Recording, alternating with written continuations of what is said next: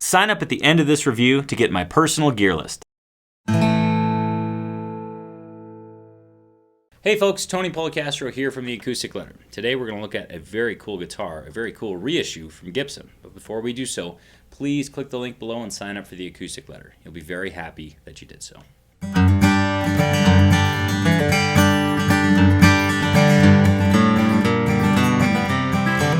On to today's very special guitar. This is one that we had ordered quite some time ago, and it showed up just this week, and I kind of fell in love with it. I wasn't totally loving it at first, but it grew on me, and the more I played it, I was like, this guitar's pretty awesome. What we have here is a reissue.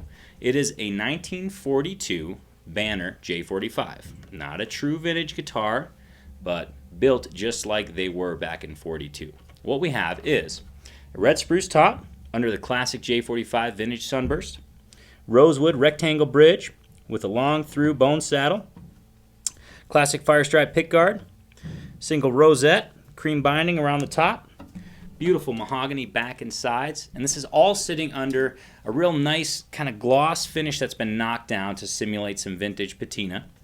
The neck is a nice solid chunk of mahogany. It has a huge fat C profile. This is not a skinny neck. This is not a low profile neck. This is a baseball bat size neck. It's huge. It's actually quite comfortable to play for how big it is.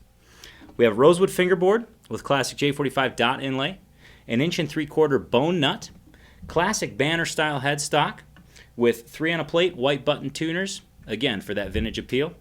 And this guitar is the most robust guitar I've played in a while. It represents the low frequencies, the high frequencies, and everything in between, and nothing in particular dominates. It's just a nice, good, responsive guitar. So we're going to give this 42 Banner J45 a play so you can hear what it sounds like.